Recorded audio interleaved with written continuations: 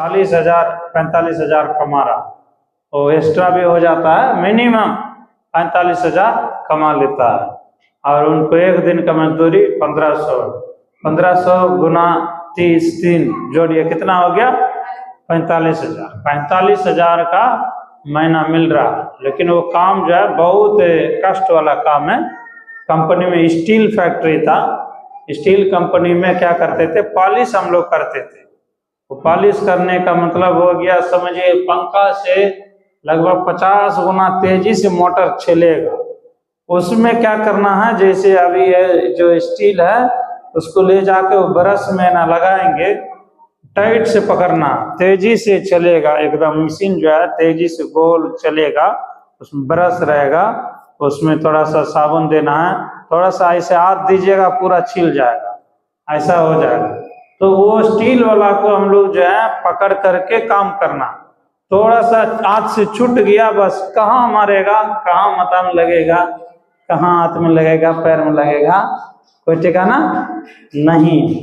तो कई बार वो चदरा को उठाने के समय में हाथ उंगली से कटल रहता था हम लोगों का, जो घुटना में रख करके जो ये हाथ को दाब करके पॉलिश करते हैं, जो कटोरा उटरा जो होता है उस सबको पॉलिश करने के समय में ये जो हमेशा मेरा इतना ऊंचा फूला रहता है, दोनों हाथ इतना ऊंचा फूला रहता है। अभी तो ऐसा हो गया है, तो उतना हम लोग जो है कंपनी में काम किए, मेरा हमेशा ये हाथ जो है इतना ऊंचा उठल रहेगा, यहाँ फूला रहेगा एकदम, जो है जैसे वो टाइट रहता था मांस, उतना हम लोग काम करते करते करते एकदम जो है हाथ ये रहता था। क्यों बता रहे हैं, तो बहुत मेहनत की, परमेश्वर में आने के पहले काम हम बहुत कठिन काम करते थे, काम करने में भी तेज थे, जवानी में काम मेहनत करते थे। कई लोग सोचता है अरे इनको काम करने के लिए नहीं है इसलिए आगे सेवा में कोई काम नहीं,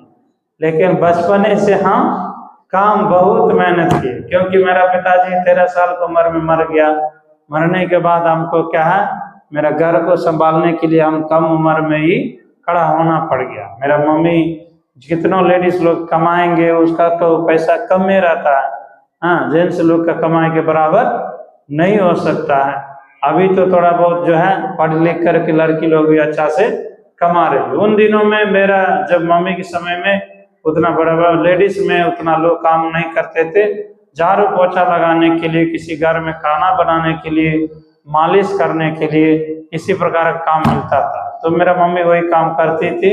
तो इसलिए जो है उस समय में उतना पैसा नहीं आता था जो पूरा घर को संभाल सकती है। विधवा हो गई जवानी में 30 उम्र के, हाँ, मेरा पिताजी को 35 उम्र था, मेरा मम्मी की 30 उम्र था, 35 उम्र में मेरा पिताजी खत्म हो गया। 30 उम्र से मेरा मम्मी 4 बच्चा को रख करके पलाने लगी।